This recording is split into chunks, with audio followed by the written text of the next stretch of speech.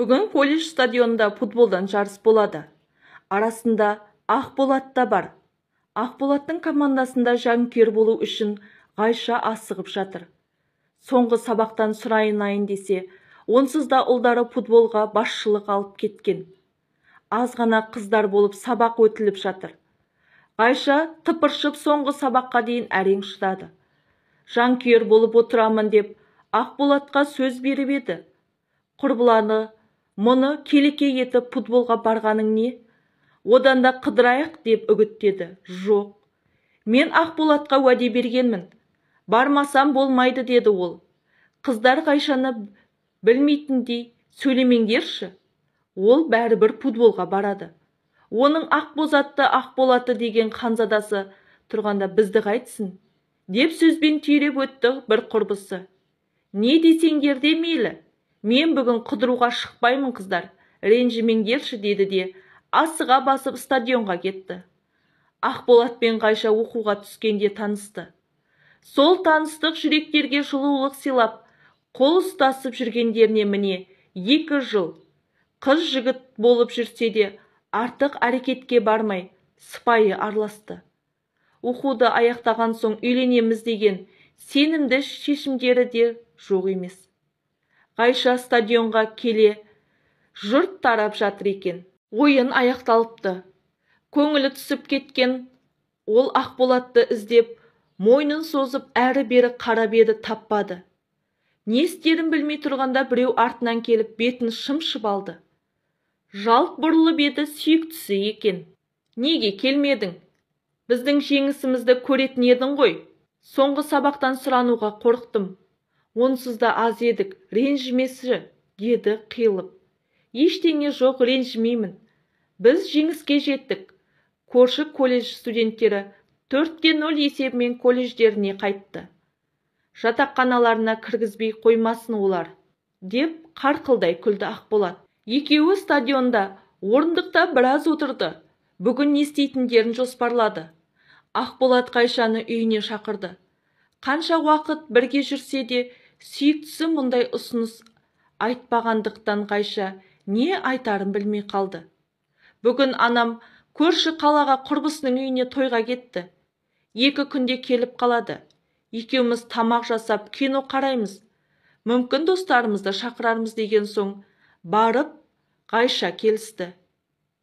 Ақболаттың үйіне бір топ жастар ойын-сауық құруда. Азын-аулақ сусын тәтті шемішке әкеліп кино көрді. Кеш батып қараңғылық түскен соң жатақхана есігі жабылады деп достары тарай бастады. Соңында Ғайша кетуге ыңғайланып еді. Ақболат бүгін жанымда болшы деп өтінді. Қорықпа, мен саған тиіспеймін жаным. Мені білесің ғой? Ондай жігіт емеспін. Тіпті үйленетінімізді жақсы білесің. Ертең сабаққа бірге барамыз. Бірақ менің сөмкелерім жатақханада ғой. Таңертең жолай алып кетеміз. Ұзақ емес қой. Екеуі қайтадан ноутбугын алды да жайғасты. Романтикалық кино тыңдап, кино қарауға кірісті. Не керек, екеуі таңға жуық аттап болмас шекарадан өтіп кеткендерін сезбей де қалды. Ақболат сүйіктісін жұбатып, оқу аяқтала салысымен үйленетінін айтып әлек болды. Ғайша өзін іштей сөгіп, не қыздармен кетіп қалмадым деп жылады. Бірақ Ақболатқа толықтай сенетін. Осылай жүріп олар 3-ші курстың соңында таяды. Екеуінің жұптары ешқашан жазылған емес. Сабаққа да бірге дайындалады, бірге барады, бірге қайтады. Бірақ Ғайша Ақболаттың әкесі туралы ешқашан естіген емес. Соған қарағанда анасы екеу ғана болса керек деп ойлады. Ал Ақболат әкесін тіпті көргенде емес. Ес білмейтін шағында анасымен айырылысып кеткен. Анасы екеуі ғана тұрады. Анасы базарда сауда жасайды. Ақболат анасының саудадан кешке қайтатын білгендіктен, соңғы кездері Ғайшаны үйге көп алып келіп жүрді. Ойнап жүріп, от басқандарын білмеген қос ғашық Ақболаттың үйіне тартатынды әдетке айналдырды. Осылай жүріп өзінің жүкті екенін сезгенде барып, басын тасқа ұрған Ғайша не істерін білмей үрей мен махаббатты қатар қоя отырып, Ақболатқа айтуға бел буды. Кино көп көретін Қайша Ақболатты тастап кетеме деп те іштей секем алып жүр. Ақыры айтпасқа амал болмай, бар шындықты жайып салды. Ақболат, саған бірдеңе айтуым керек. Ол не, жаным? Мен жүкті болып қалыппын. Не дейсің? Рас айтасың ба? Керемет, мен әке боламын ба? Бірақ қалай? Әке болам үйленбесек? Дереу үйленуіміз керек, жаным менің. Сен шынымен қуанып тұрсың ба? Әлде мені мазақ етіп тұрсың ба? Мазағы нес? Сенің өз шынымен жүктісің бе? Қайшан қуанғаннан жылап жіберді. Ақболаттың мойнына асыла кеткен ол көз жасын тия алар емес. Олар отырып, үйленудің жоспарын құра бастады. Соңғы курс оқитын болғандықтан оқу жағы ешқандай мәселе келтірмейтін еді. Ең дұрысы алып қашу деп ұйғарған олар бір күнді белгілеп, сол күні Ақболат сүйіктісін алып қашпақшы болды. Келісілген күннен бір күн ғана алдын Қайша анасына болған жағдайды айтпақшы болып бекінді. Бірақ жүкті екенін жасырып қалды.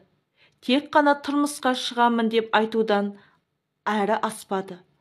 Анасы қызының болашағына алаңдап, асығыстық жасама, алдымен танысып білесік, қандай ел екенін көрейік деді. Бірақ Қайша да олай жүретін уақыт болмағандықтан тұрмысқа шығамын деп бір беткейленіп тұрып алды. Анасы сонда да шет жағасын сұрастырып көріп, Ақболаттың тек анасы ғана барын білді де дереу қарсы болды. Қызым, ойланып іс қыл. Жарайды, жақсы көреміз дейсіңдер. Бірақ жақсы көруге барлық нәрсе тына салмайды. Ел жұрт бар. Ол жігіттің әкесі қайда екен? Мам, сонда әкесі жоқ деп қарсы болып отырсыз ба? Ол Алланың ісі ғой, қайтеді енді. Қызым, мен әкесі жетім деп кемсітіп отырғаным жоқ. Оның анасы. Анасына не болыпты? Сауда жасап күнелтіп жүр. Онда тұрған несі бар? Қызым, ел жұрт оның анасы туралы теріс пікірде. Бұлай жүрісі бар әйел екен. Ой, мам, елдер өсектей береді ғой, кімнің аузына қақпақ боласыз? Оны әкең естісе бермейді сені.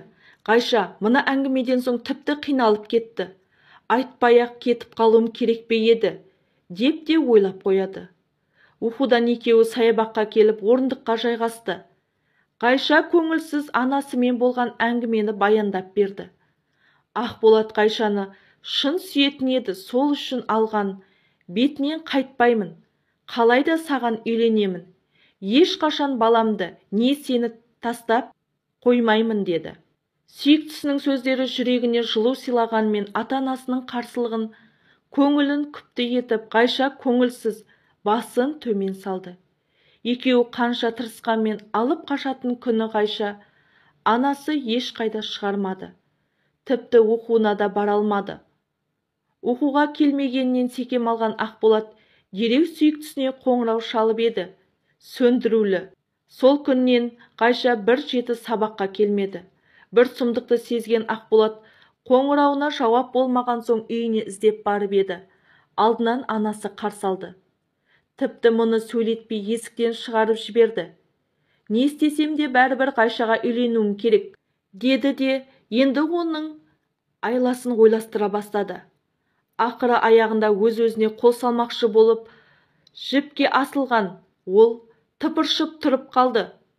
Соның алдында ғана достарына хабарласып, Қайшасыз өмір сүре алмаймын, қош деп SMS хабарлама жіберген еді. Досы Абзал жүгіріп жетті. Сенің есің дұрыс па? Бір өлімнен аман қалдың. Одан да Қайшаның үйіне құда түсіп бармайсың ба? Анасы үйіне жолатпай жіберді. Қайтем енді? Тіпті Қайшаның аяғы ауыр болса да. Қайша ата-анасына оны айтқан ба өзі? Білмеймін, айтқан шығар.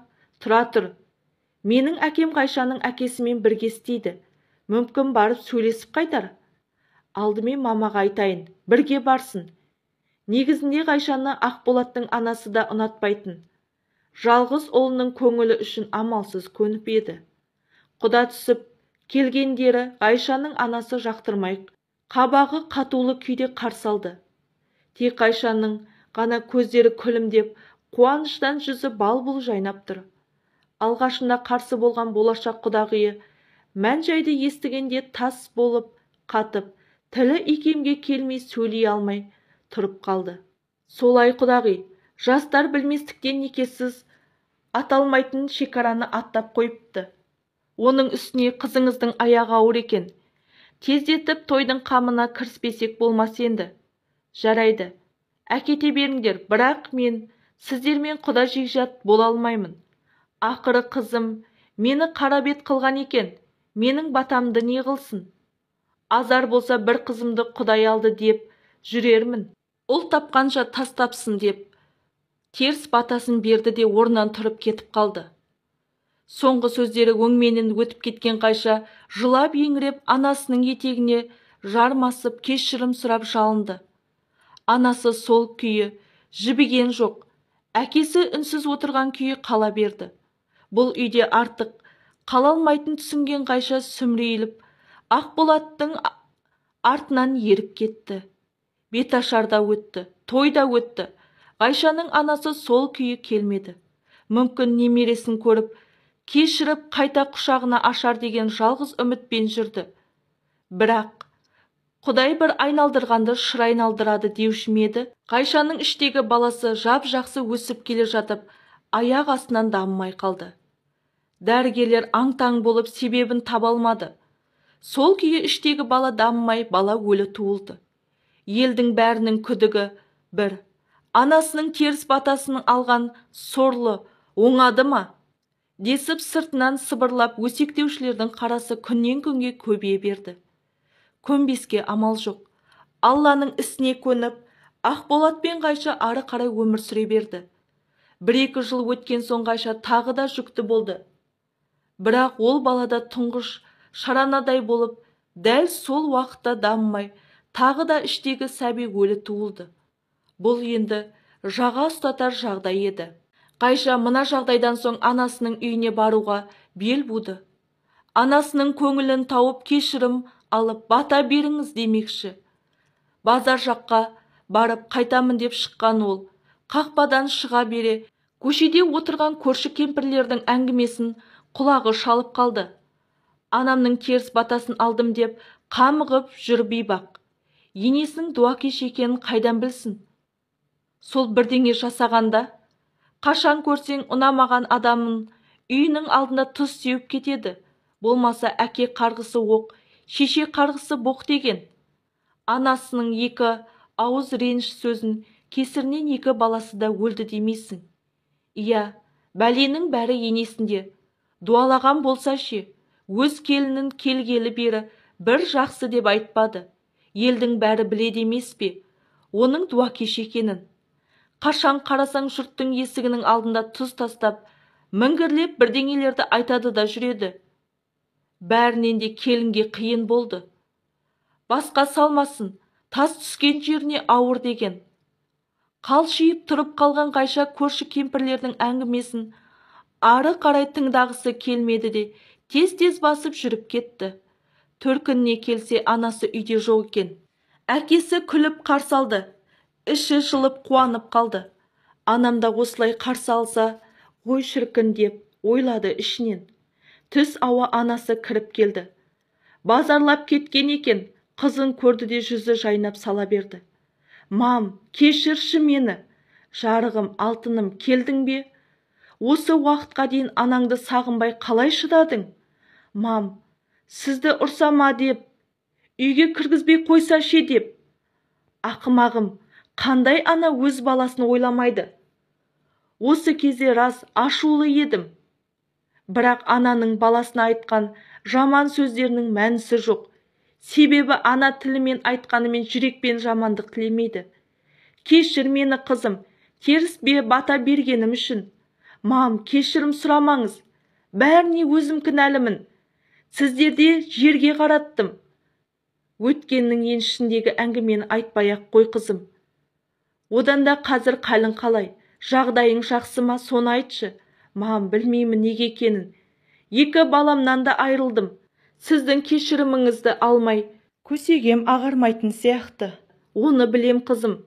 Сырттай сені уайымдап сұрастырып жүрмін.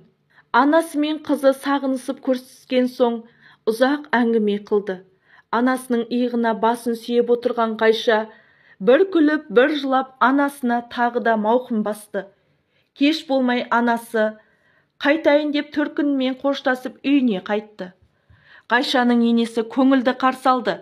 Келін болып келгелі енесінің өзіне жылы сөйлеп жадырап жүрген алғаш көруі. Қайшажан, келдің бе? Сені күтіп отыр едім. Ақболатта жоқ екен үйде. Саған бірдеңе айтайын деп едім. Иә, айта беріңіз. Білесің, мен көп жылдан бері жалғыз басты әйелмін. Саудамен күнелтіп, жалғыз ұлымды жетілдірдім. Бірақ жалғыз өзімнің шамам келмеседі. Маған көмектесіп жүрген бір кісі бар. Көптен бері сөзіміз жарасып, жақсы араласып жүрміз. Біз үйленеміз деп шештік. Не дегенмен әйелсің ғой деп өзіңе айтып отырмын. Ақболатқа ақырындап айтып көрші, деді жымиып. Не айтарын білмей, сасқалақтап қалған келіні бас изегеннен басқа ештеңе дей алмады.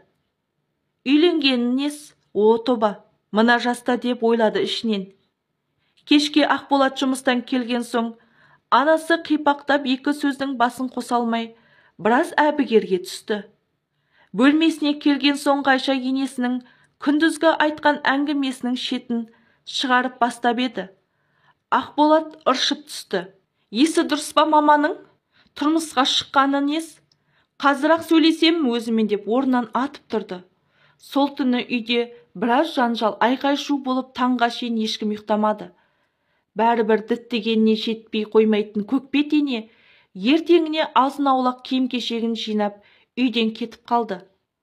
Артынан сұрастырып білсе, әлгі күйеу сымағы әйел бала шағасын тастап Ақболаттың анасына үйленген екен. Бірақ ол жерде де ұзақ тұрақтай алмады.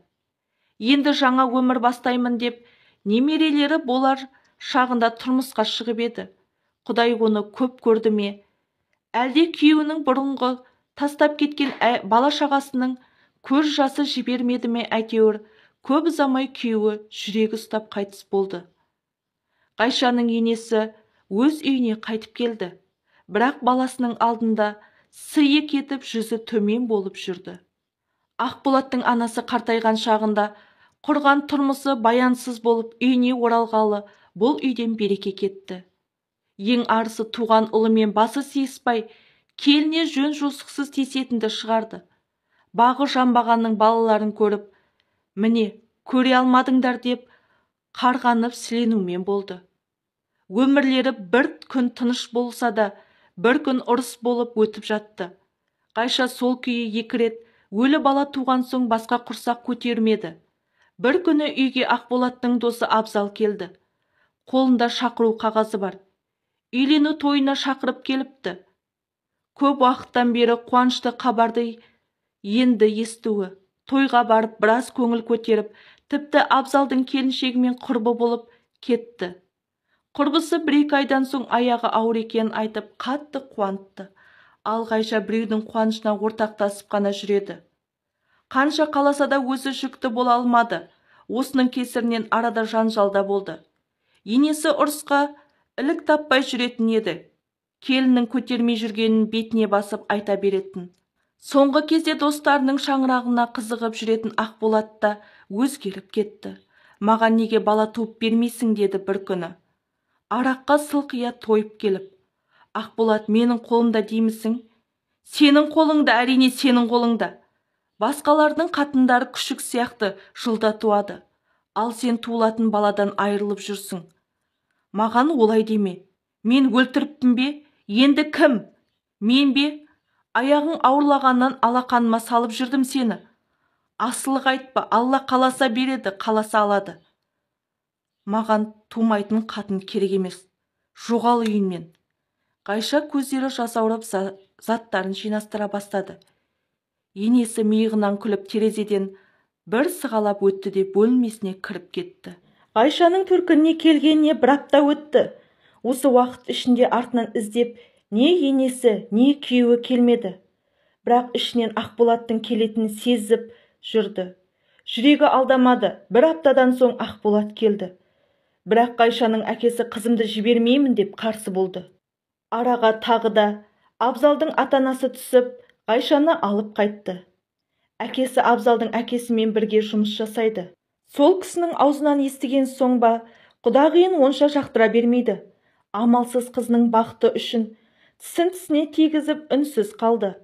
Қайшаның өмірі тағы да қалпына түсті. Бір сарында өтіп жатқан өмір. Бірақ Ақболат бала жайлы ләм-мим деп жағы ашпайтын болды.